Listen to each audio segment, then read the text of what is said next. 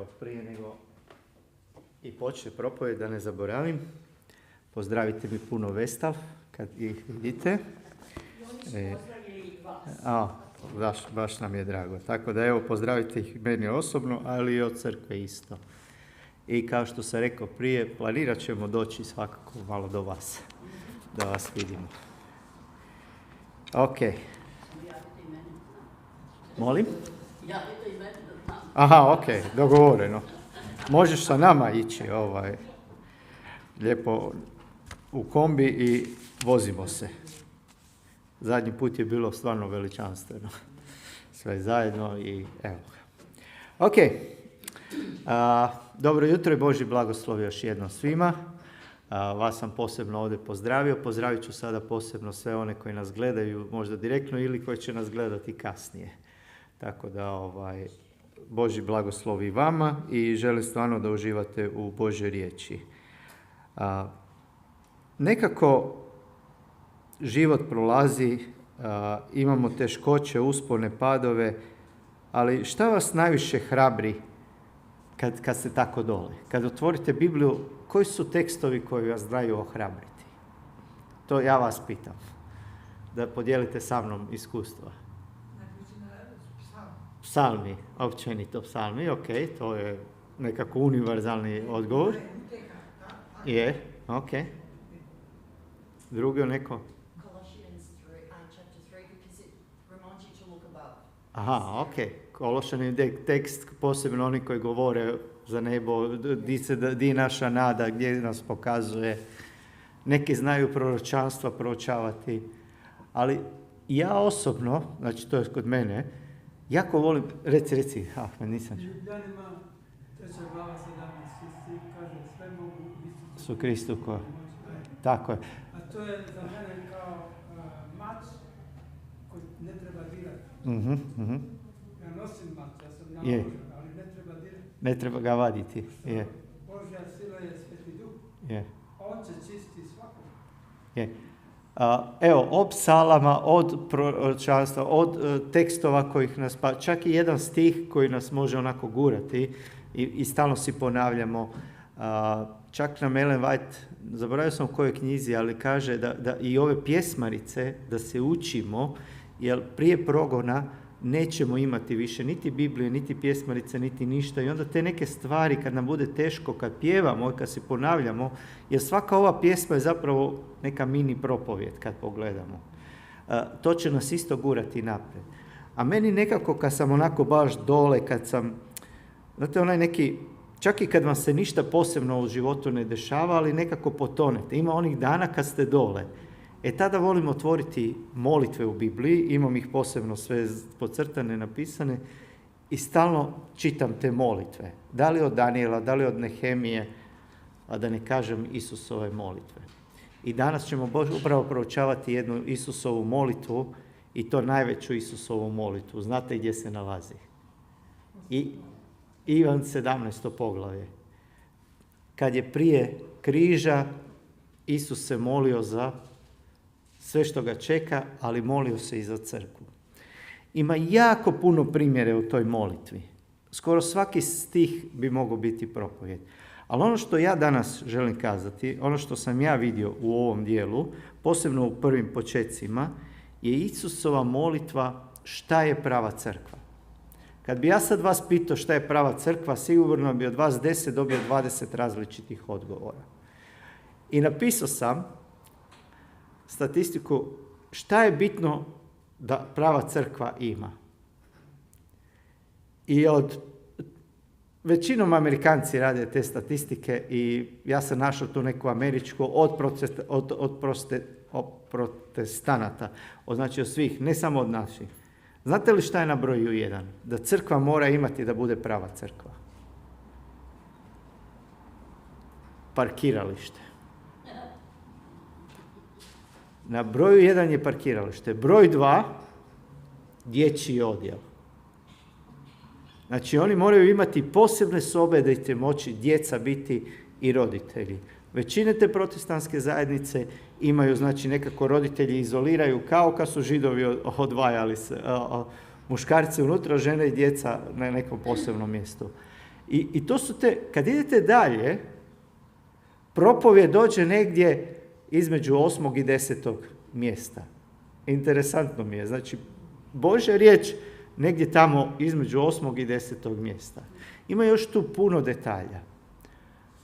I baš razmišljam, je li stvarno Isus, kad se molio za crkvu, rekao, ja nigdje ne vidim da je spominjao, molite da svaka crkva ima veliki i pristupačni parking. Ali za djecu znamo, djecu je rekao, dođite k meni, djecu, pustite ih, to je nekako u redu, ali baš da mora biti fizički odvojena soba da bi crkva funkcionirala. Ne. Nešto drugo je ipak u ovoj molitvi. I idemo mi vidjeti šta je to drugo. Za početak volio bih prvo da pročitamo Ivan 17, od 1 do 10. Ima jako puno, ali ja sam nekako odvojio za početak da čitamo do 10. I kaže ovako, kad Isus kaže i diže oči prema nebu, te reče, Oče, došao je čas, proslavi svog sina, da i sin tvoj bude proslavljen, da tvoj sin proslavi tebe. I da kao što si mu dao vlast na svim ljudima, dade život vječni svima koji si mu dao. A ovo je vječni život, spoznati tebe, jedinog pravog Boga i onog kojeg si poslao, Isusa Krista. Ja sam tebe proslavio na zemlji, izvršivši djelo koje si mi dao da učinim. A sada, Oče, proslavi ti mene kod samog sebe, slavom koju imah kod tebe prije nego što dođeh na svijet. Ja sam objavio ime tvoje ljudima koje si mi dao iz svijeta. Tvoji su bili, meni si ih dao i držali su tvoju riječ. Sad su spoznali da je sve od tebe što si mi dao. Jer riječi koje si mi dao, ja sam dao njima, a oni su ih primili i doista saznali da sam od tebe izašao, te vjerovali da si me ti poslao. Ja molim za njih, ne molim za svijet, već za one koji si mi dao, jer su tvoji. Sve moje pripada tebi, sve tvoje pripada meni. Ja sam se u njima proslavio. Da li ste zapazili jednu riječ koja se stalno spominje? Ako ne, doći ćemo vrlo brzo do toga. Bravo. I to je prva točka. I to je prva spoznaje šta je Isusov svrha crkve. Šta je crkva? Crkva je tu da proslavlja Oca. Da proslavlja nebeskog Boga. A vidjet ćemo kroz molitvu kako je Isus rekao na koji način da mi proslavljamo Boga. Ali prije toga volio bih da posebno ovaj 9. i 10. redak, ako se sjećate, za koga se Isus moli? Hello. Za svoje učenice. Koji su njegovi učenici? Upravo to, najbolji mogući odgovori. Tu su bili 12 apostola. Znamo da nisu bili samo 12 apostola, bilo je tu još i dodatno. Dobrodošli. Evo, malo ćemo sačekati. No worries, no worries.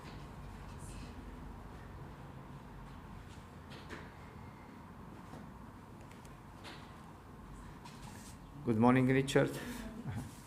I dobro jutro.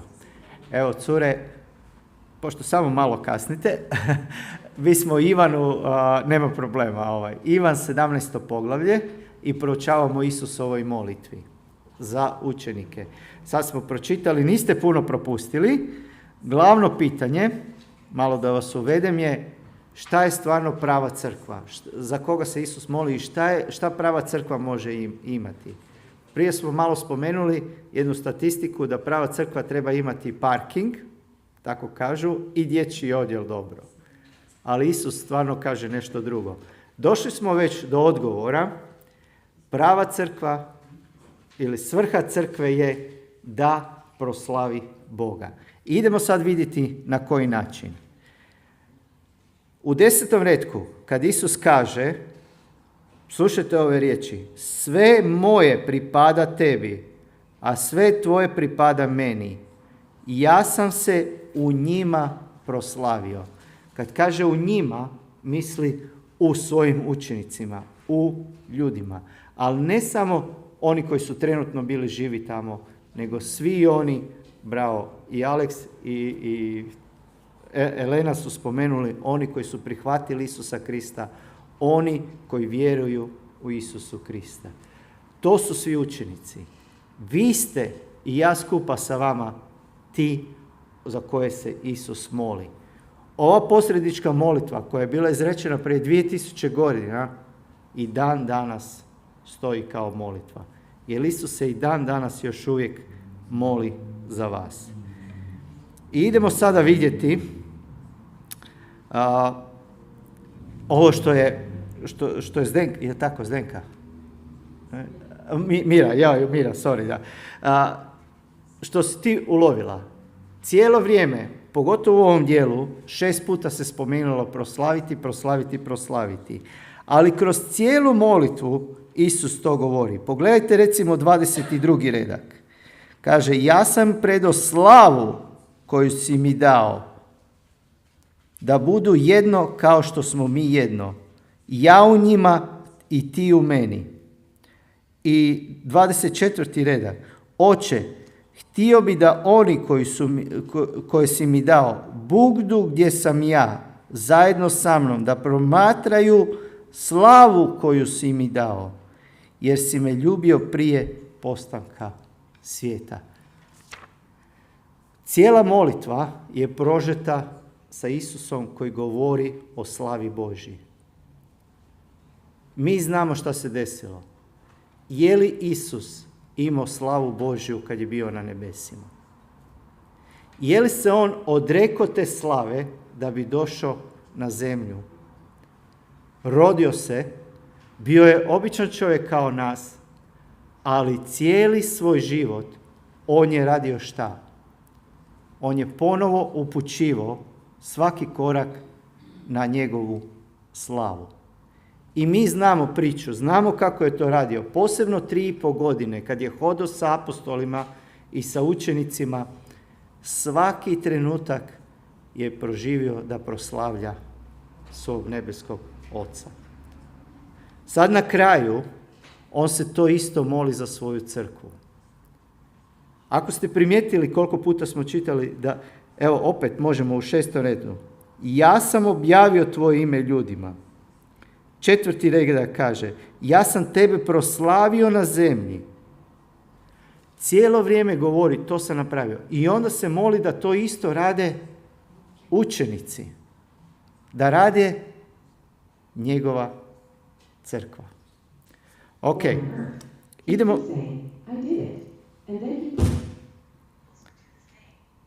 Ok, idemo vidjeti na koji način je on proslavio onda Boga. Na taj način možemo i mi proslavljati.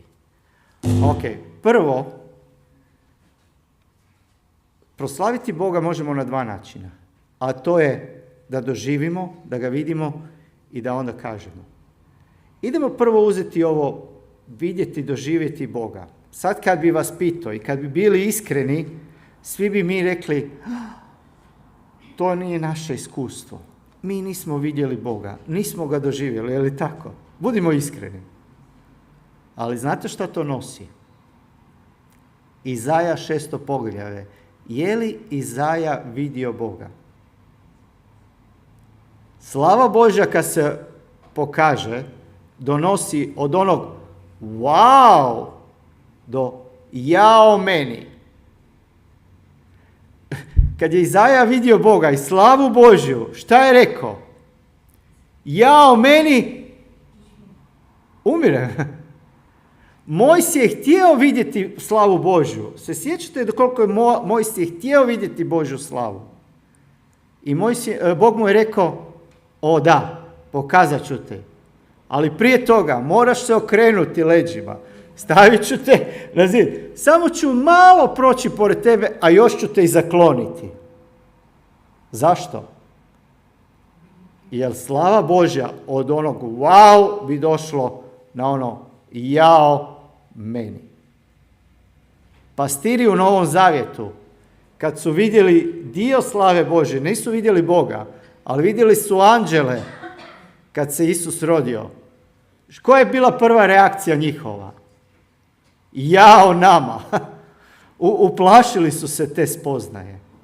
Šta vam želim kazati danas? I dan danas mi možda fizički ne vidimo Boga, ali ako imate taj osjećaj, i nemojte se toga bojati, to želim naglasiti, ako imate taj osjećaj kad čitate, kad se molite, da dobite taj osjećaj jao meni kakav sam ja, onda vjerujte mi da imate slavu Božju pored sebe. Jer ne možete stati pored nečeg savršenog, doživjeti slavu Božju, a da u istom trenutku nema promjene kod vas. I to je prava crkva. Kad govorim o crkvi, ne mislim o zidovima, o platnu, o katedri, nego govorim o nama ljudima. Ako prava crkva ne oslikava slavu Božju i ako nakon bogoslužja ili pjesme, molitve, nemate taj osjećaj da nešto trebate promijeniti kod sebe, onda tu nema nažalost Boga. Da li nam je Božja riječ nekad onako ko oštri mač da nas onako boli? Budimo iskreni. Ali to je dobro, jer to nas mijenja, to nas potiče. Evo, baš sam nedavno, moj sin na sportu, krenuo je na jače treninge. Prošli petak kad smo bili na tom treningu, on je rekao, tata, mene sve boli, ja više ne mogu ići. Ja govorim, to je dobro, idemo naprijed. To je progres. Ako ostanemo, znate, sa Bogom, ali čak i u sportu, ma i na poslu, ma bilo šta da radimo, kad stagniramo, kad stojimo na mjestu, to je isto ko da propadamo. Ok? Ne znam da li ste htjeli, mene već 1.5 godina moja supruga nagovara, idemo na džim, idemo zajedno na džim. Malo ti se ovaj šlauh tu skuplja. Znate zašto ja 1.5 godina sam odbio ići na džim? Jer sam znao, ja sam cijeli život u sportu. Ja znam kad krenete trenirati, ma sve vas boli. Prvih 3 tjedna mene svaki mišić bolio. Baš jučer na doručku Noa pita, da li u ušima ima mišiće? Ja kažem, ima, i kad je tata počeo džim, i uši su me bolile koliko sam trenirao. Svaki, kad hoćete nešto ići napred, mijenja vaše tijelo, jel tako? Kad počnete raditi, boli. Ako nismo 3, 4, 10 godina bili na molitvi, vjerujte me, koljena će vas boliti na molitvi. Ako niste proučavali 3 godine, 10 godina, cijeli život, pa kad krenete proučavati, mozak će vas boliti od proučavanja. Ali to je dobro. Kad vam se pokaže slava Božja, dolazi taj jao meni. A taj jao meni omogućava nam da se počnemo mijenjati. I onda šta je došao Izaji? Anđeo Gospodnji donio žar koji ga je spasio.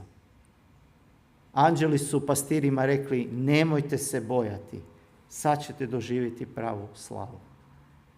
I normalno je, znači, stvarno, mi nekad tražimo, joj, kad bi se meni pokazao Bog ovdje ispred nas. Nemojte to tražiti, bili bi mrtvi odmah u istom sekundi.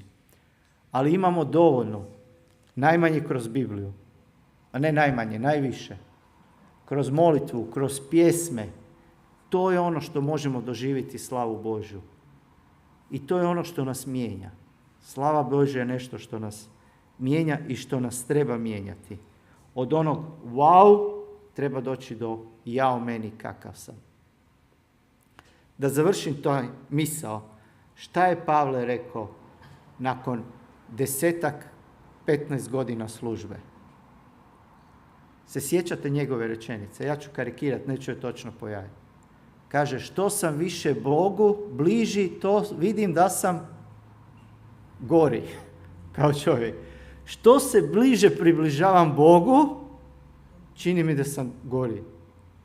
I stvarno to je tako. Ja prije nego što sam upoznao Boga, bio sam savršen čovjek. Ništa nisam imao problema. A da ne pričam koliko sam psovao, svaka druga riječ je bila psovka i tako dalje. Ali kad upoznate šta Bog stvarno želi od nas, onda počinje promjena. A promjena ne može početi bez slave Božje i bez onog jao meni. Jer onda imamo želju da se promijenimo. To je ta fizička, vidljiva. A druga je nevidljiva. Recimo, ono što možda nećemo osjetiti. Ali slava Božja je sa našim izričajem, sa našim govorom. I znate, sjećam se točno, prvi put kad sam se ženio, jedini put kad sam se ženio. Nemojte reći mojoj supruzi da sam full lapsus. Je, rekord, je, ok, izbrišat će to Živko poslije. Tada sam bio počeo, godinu dana sam bio kršten. Okay. I onako, svi mi dolaze i kaže hvala Bogu, hvala Bogu, hvala Bogu. I nekako sam si počeo pitati, ma je li to mi kad kažemo hvala Bogu, onako neka naša tradicija, ili to stvarno mislimo? I kad mi dođu ljudi nakon propovjedi i volim čuti, joj pastore, baš si nas ohrabrio, hvala ti za riječ, i ja uvijek kažem hvala Bogu. I često se molim i stvarno želim kazati, daj da to bude iskreno iz srca, hvala Bogu. I je iskreno, ali riječi nekad nisu dovoljne. To kad mi zahvaljujemo Bogu je izraz naše promjene. Ono jao što je došlo i ono što nas počelo mijenjati, onda mi znamo da to nije naša snaga, nego nas je mijenjao ko? Bog. I na taj način dolazi zahvala riječima. Ali još veća zahvala dolazi kroz naša djela. Ajmo još jednom pročitati 6. Ja sam objavio ime tvoje ljudima koji si mi dao iz svijeta.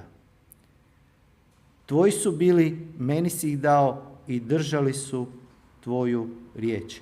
A 4. isto kaže, ja sam tebe proslavio na zemlji. Aha, to je za poslije, sorry. Ovdje što želi kazati, ja sam objavio ime tvoje ljudima. Kako je objavio ono? Šta je 3,5 godine radio Isus? Je li svjedočio? Riječi, da li je govorio o Bogu? Da li ste negdje pročitali da je Isus onda otišao i psovao? Ili otišao i nije vršio ono što je kazao? Ne. Znači, on što je propovjedio, to je i živio. Pavle poslije kad je propovjedao, to je i živio. Svi apostoli, ono kad su, i tu i kaže, i oni su, meni si ih dao i držali su poslije tvoju riječ. Ok, da bi to razumjeli, moramo razumjeti da je u Mateju 16. poglavlju nam piše, ali i ovdje Ivanu imamo isto malo spomenuo je, na ovom kamenu izgradit ću svoju crkvu. Znate li Isus na šta je mislio? Na čemu? Na stvarno kao što katolici vjeruju na Petru i da je dobio ključ, ili na ovoj stijeni, na stijeni Isusa Krista, na stijeni Isusa Krista, na njegovom proučavanju, na njegovom putu što je imao 3,5 godine. A ovdje kaže, ti si to meni dao, ja sam im propovijedao, govorio sam im i oni su držali tu riječ. Ili oni će držati tu riječ. Dolazimo do dijela apostolska 2. poglavlje. Šta tamo imamo? Rođenje crkve, jel tako? Kršćanstvo je počelo ulaziti u svijet. Kroz koga? Kroz učenike koji su držali šta? Ovu stijenu. Držali su, ajmo otvoriti dijela apostolska 2. poglavlje. Da ne bude pastor Manuel to govori, na pamet. 42. red. A oni su, govori se o učenicima, bili postojani u čemu piše? Da grade parkirna mjesta oko crkve. Da imaju dječju subotnju školu. U čemu su bili postojani? Prvo je, bila je molitva, da, ali u apostolskoj nauci. Nauka je doktrina ili nauka je Biblija. A znate li šta je apostolska? Ono što su naslijedili. Od koga su naslijedili? Od Isusa Krista. Nisu naslijedili od tradicije. Nisu naslijedili od nekog što nešto misli. Nažalost, čak i naša crkva ponekad imamo veću tradiciju nego apostolska crkva. Nekad i mi sami znamo fokusirati se na tradiciju. Mnoge crkve je bitno da kleknemo na koljena. Je, bitno je, nemojte me krivo shvatiti, bitno je. Ali nekad tako veliki fokus imamo na tome.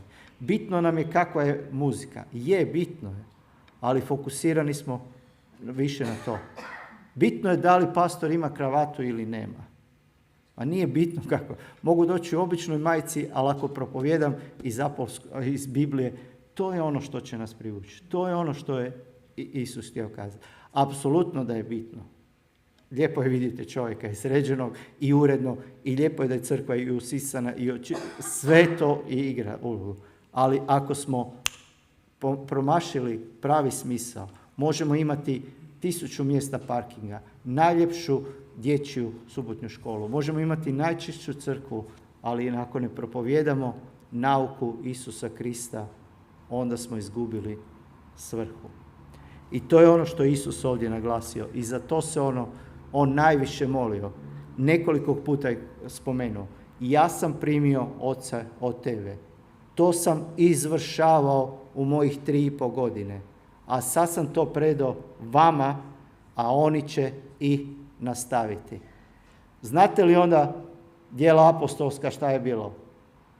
Kakav je bio rast crkve? I onda 3000 ljudi se priključilo crkvi. Sljedeći put kad je Petar propovijedao, 5000 ljudi se priključilo crkvi.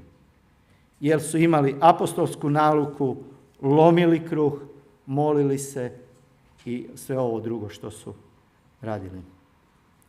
Ali ono što je još Isus želi ovdje naglasiti, da kad je propovijedao, kad im je rekao spoznaju, kad im je govorio istinu, da je tu istinu on i živio.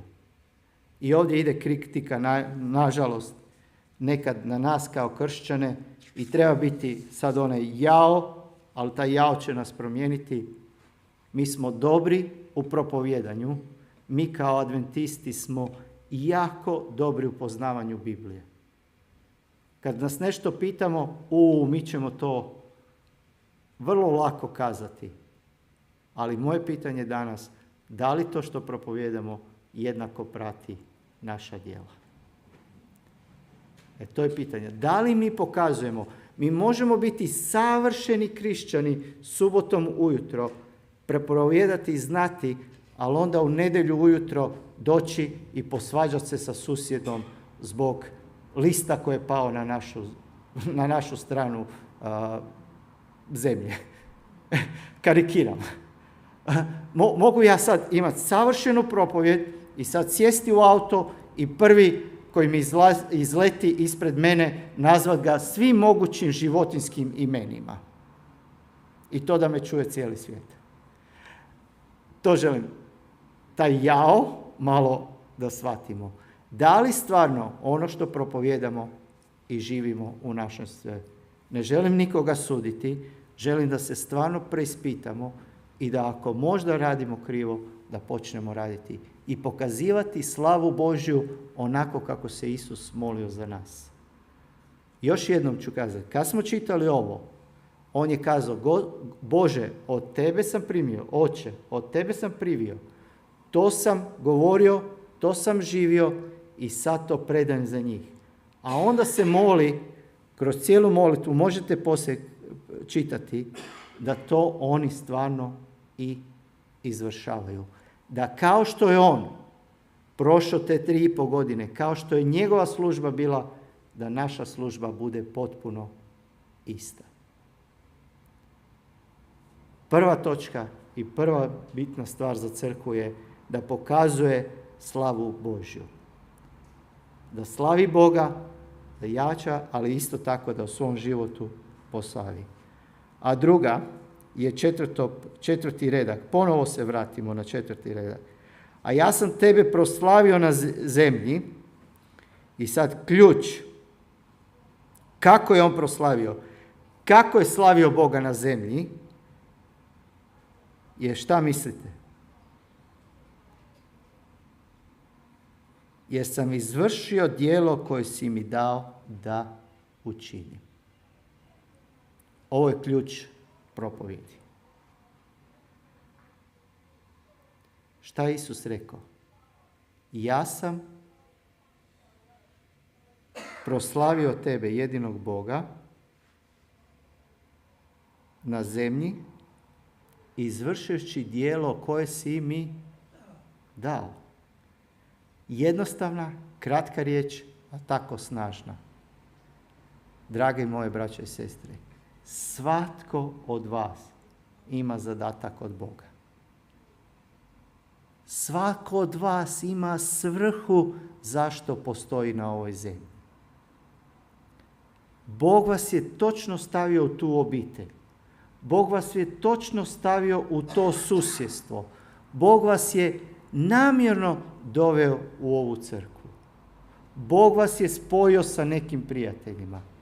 Bog vas potiče da baš tu idete u taj market kupiti mrtku, a ne u neki drugi, da ne reklamiram. Jer svaki vaš korak, svaki trenutak ima svrhu u životu.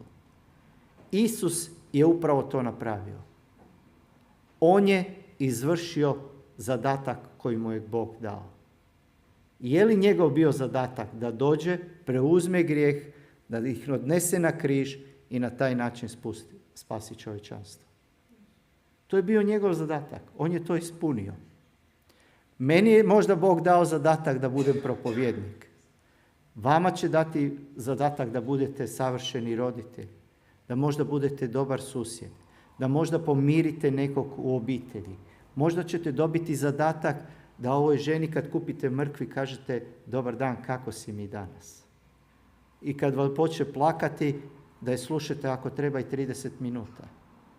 Ja ne znam koji je vaš zadatak, ali znam jednu stvar. Da je svako jutro Isus otišao, molio se i pitao Boga koji je moj danas zadatak. I onda je sreo ljude. Jednom je sreo nepokretnu ženu, drugi put slijepca, treći put neko koje je trebao dignuti noge, četvrti put neko koje je trebao ukoriti i tako dalje. Ok, koliko smo mi predani da dođemo ujutro kod Boga i pitamo Bože, koji je moj zadatak za danas? Bože, sad kad idem u market, da li imaš možda zadatak za mene?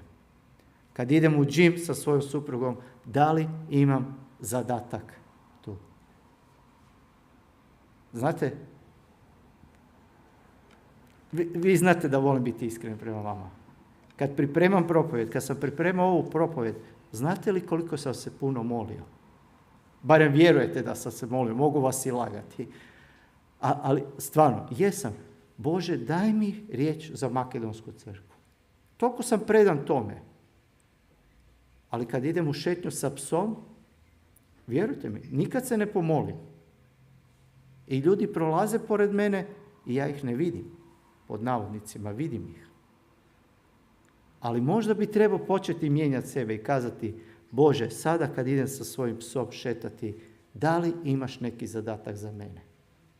Ako da, ohrabri me. I vjerujte mi, u početku sad preselio sam se, stalno sam sretao ljude sa psima. Sad sam se ohrabrio, još uvijek se nisam počeo moliti na taj, to ću promijeniti, evo, obećajem pred vama. Ali počeo sam se ohrabriti i pričati sa ljudima.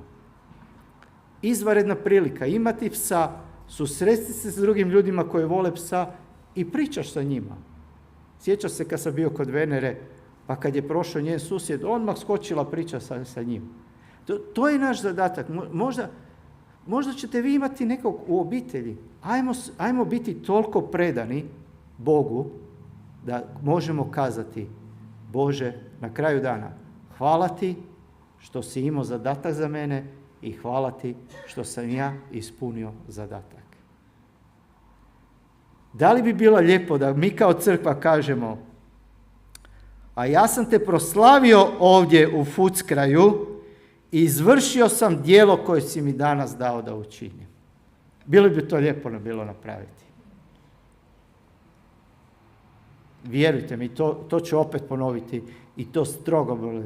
A možemo mi dovesti ovdje Dag Bačara, možemo najboljeg propovjednika donesti, možemo napuniti 10.000 ljudi ovdje, nećemo imati rezultat ako se ne molimo i ne ispunjavamo ono što nam je Bog dao da ispunjavamo svaki dan. Danas vas želim ohrabriti. Prava crkva nije da li mi imamo parking, da li imamo dječji odjel. Prava crkva ste vi ili mi koji ćemo slaviti Boga na svakom našem koraku i ispuniti zadatak koji nam je dao za taj dan.